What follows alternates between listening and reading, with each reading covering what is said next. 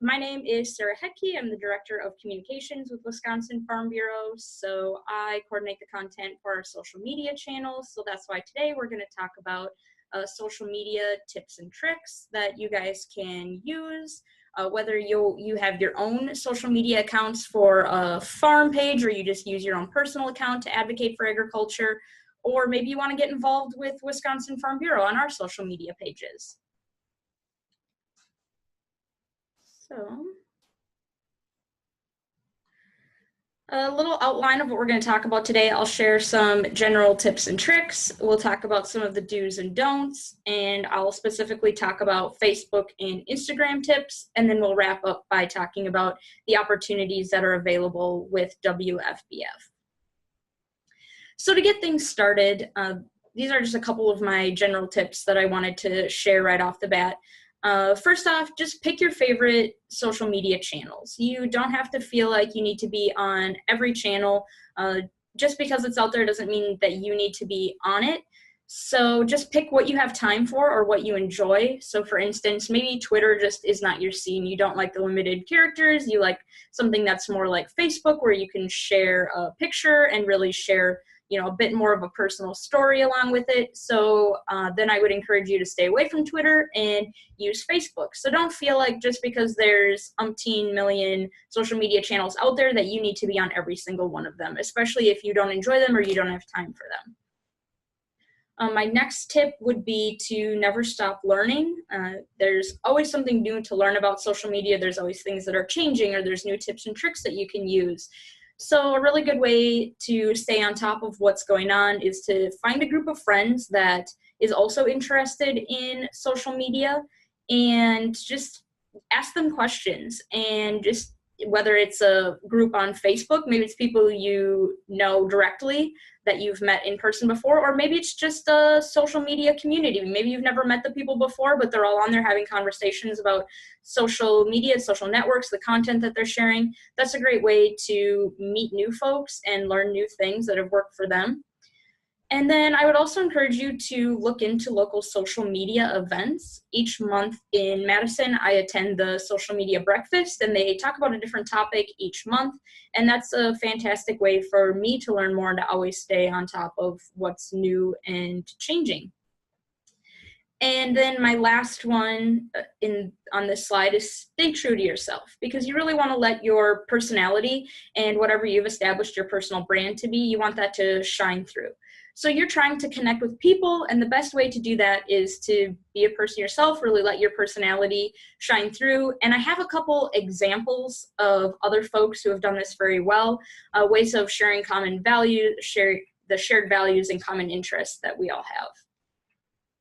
So my first example is from Brenneman Pork. These are pig farmers in Iowa, and Erin likes to post fun pictures with the piglets, and she's always wearing different scrubs. And as you can see, her post is scrubs for every occasion, makes the day way better. Let us know if you have voted today. So obviously this was posted on election day. She's got the fun patriotic scrub cap on, and then you can see she's got quite a bit of interaction with her post, people commenting, saying, yep, I voted.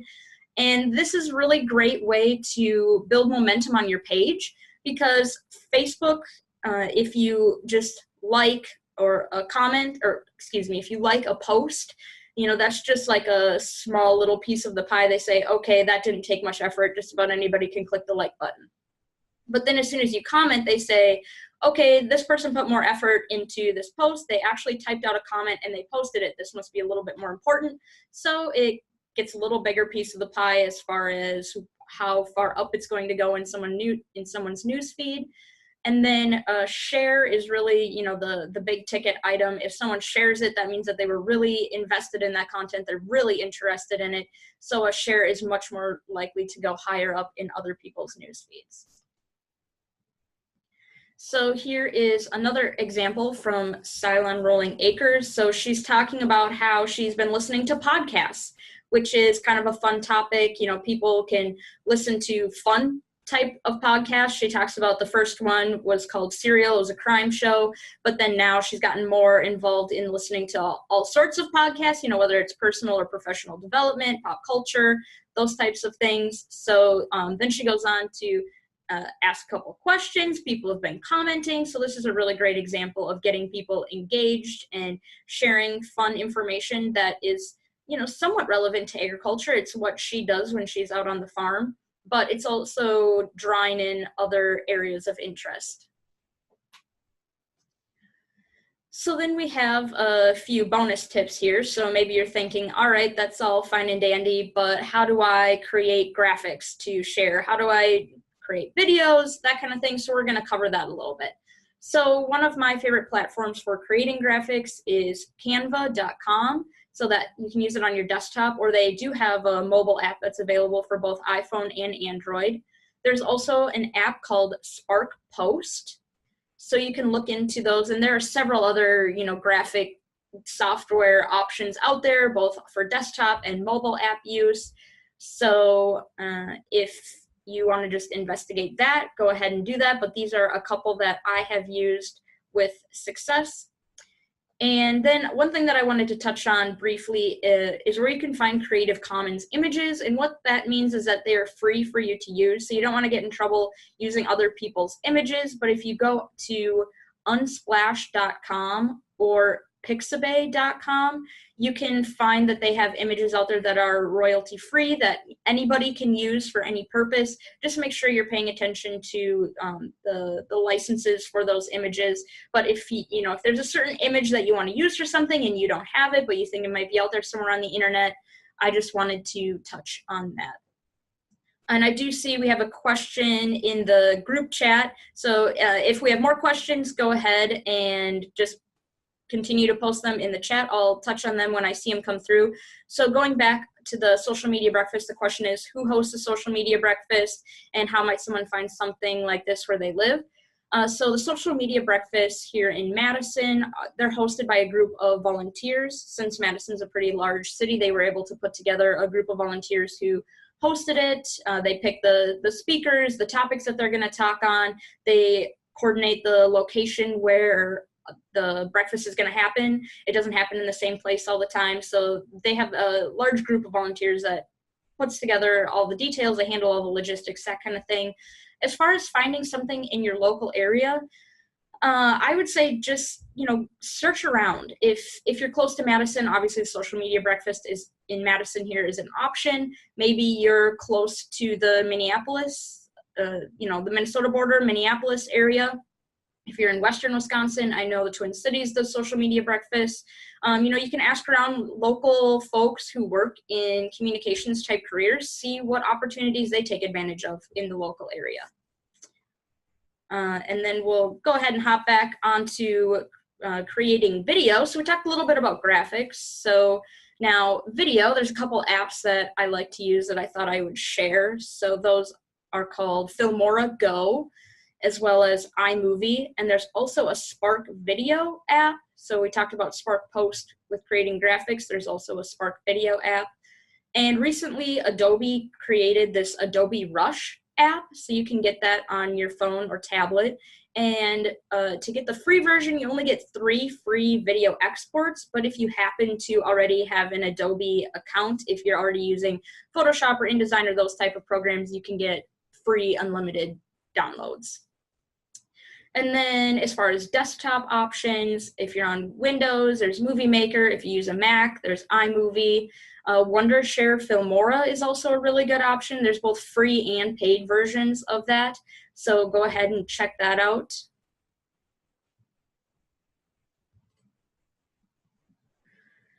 And then a few tips as far as taking photos. I found that it works best if you hold your phone horizontally instead of vertically. And that will just allow for the photos to show up a little differently. They're going to take up more of that post that you share on your social channels. So that's why I choose to share that way.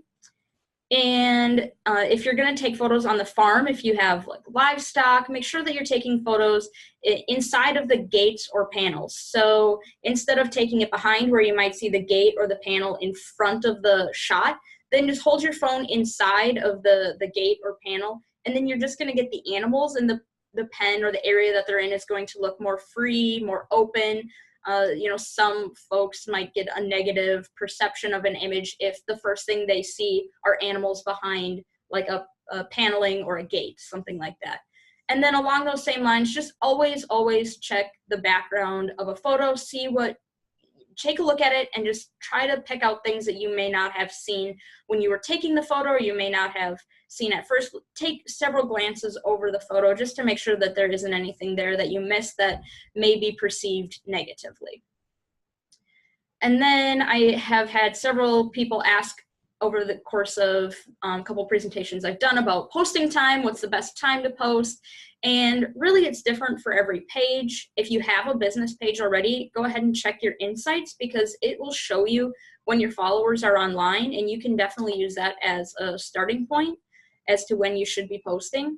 But really try different posting times, because with the Wisconsin Farm Bureau page, I have found that it works best to post early in the morning. I mean, very early, like 6, 6:30, 7, much before the average person is at work. But we have a lot of farmers following our page, so that's the time that they're up and they're active and they're looking at Facebook. In contrast, our Young Farmer and Agriculturist page has a little bit more success in the evening, probably due to the fact that these folks are a little bit younger. Maybe they have off the farm jobs, so that's the time that they're more active on social media channels. So just a reminder, if you do have any questions, go ahead and type those into the chat so that we can talk about those. And I will keep an eye on it as we go throughout here, just in case anything pops up. All right, so I'm going to touch a little bit on the do's and don'ts. So first, let's talk about what you should do on social media. So first off, just remember that social media is forever. You can download or screenshot a post and it will live on forever. So even if you post something and you think, oh shoot, well, it was only up for 5 minutes and I didn't notice this thing in this picture, I'll just take it down because no one's seen it. Well, that may very well be true, but just remember that if the wrong person sees it, they can definitely download it or screenshot it and it'll live on forever. So just, be cautious. Don't be scared of it, but just be cautious with what you are posting and what you're saying. Because, that same goes for comments. Even if you comment something, somebody could screenshot that and once again, it'll live on forever. So always remain polite and engage in conversation as if you're speaking with someone face to face. There have been numerous times where I have seen people comment or they've commented back to me on posts, and I thought, there's no way that person would say that to me if we were standing face to face. I think we all know that folks can be a little bit rude when they have that screen there to protect them. You don't always feel as if you're speaking to someone face to face, but just remember to remain polite and engage in conversation just like you were talking with someone face to face. And the last point I want to make here for the do's is always have a social content plan. You want to ask yourself questions like, what will I share? How often will I post? How will I build my online community? And that will really help you get started and really guide you and your page and the content that you're sharing. And, if you're really at a loss for what to share, or what you should be doing, or you feel like you need to kind of freshen up what you're sharing, just look at what other pages are sharing, see what catches your eye. It doesn't even have to be other ag groups. It could just be, say you're interested in a sports team or a band or something like that, an author. See what they're sharing and see what intrigues you, and then figure out how you can implement something similar as it relates to your job or your involvement in agriculture, your farm, that kind of thing.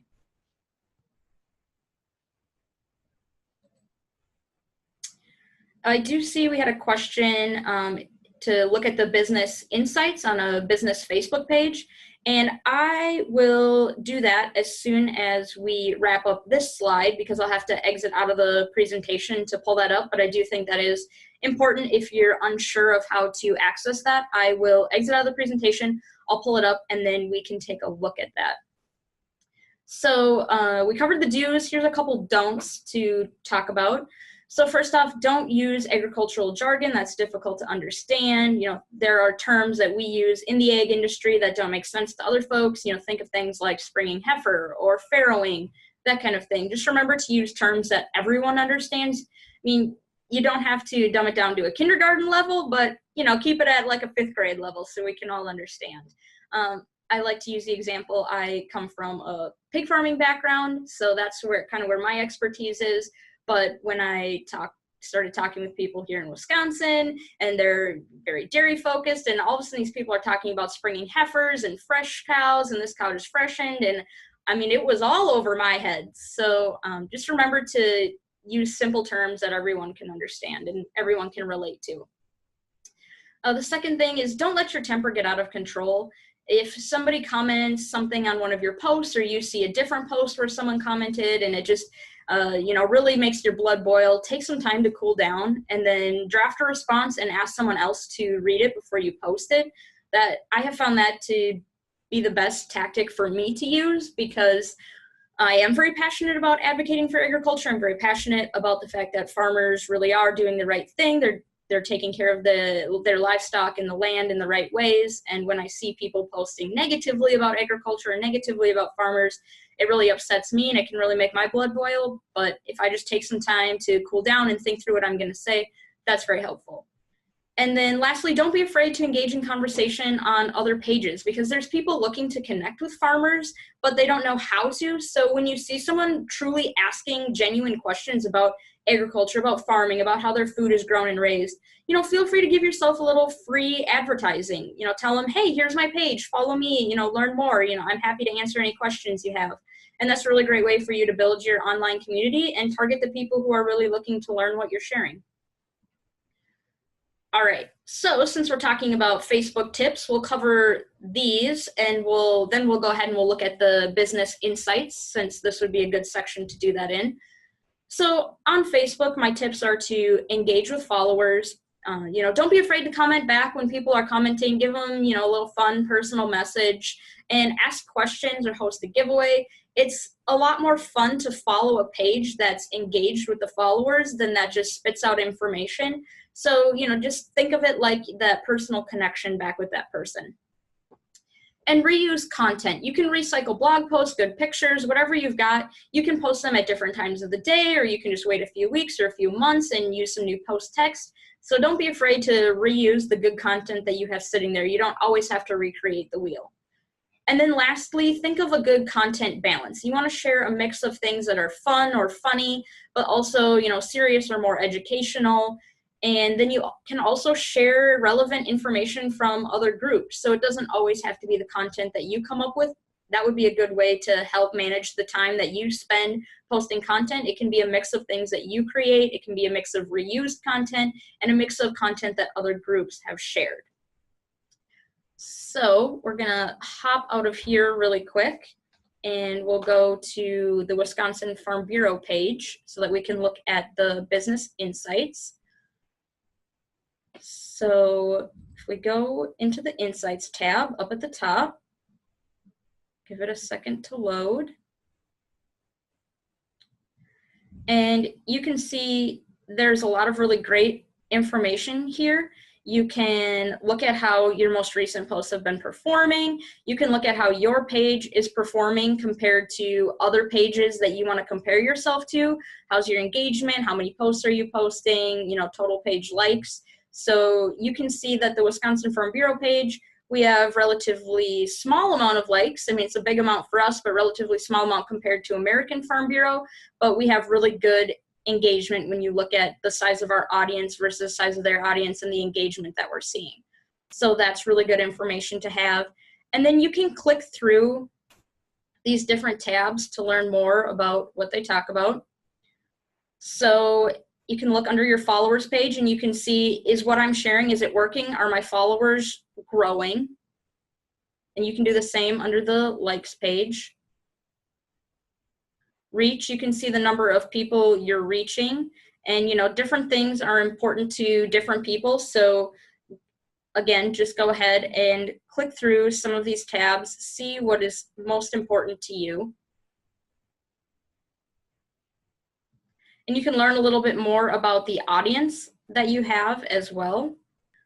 And we will just hop back into our presentation. So, I talked about sharing content from other groups. So here's a couple pages that you can share from. So U.S. Farmers and Ranchers Alliance and the Animal Agriculture Alliance are all great groups to share from. GMO Answers, the topic of GMOs can be really difficult to discuss, but they've got some great informational blog posts or graphics that are easy to share. And you can go to their website and find answers to questions. I do that a lot. If I have a question about how something works and I don't know how to answer it, I can go to the GMO Answers website and learn more. Also make sure to share from Wisconsin Farm Bureau, as well as the Wisconsin Farm Bureau Young Farmer and Agriculturist Program. American Farm Bureau shares great information as well. And then don't forget about the state commodity and egg groups. So groups like the Wisconsin Pork Association, Dairy Farmers of Wisconsin, UW Discovery Farms, and then other egg bloggers and other egg advocates that are online. Those are all great pages to go to find easy to share content to help you manage the amount of time that you spend creating content.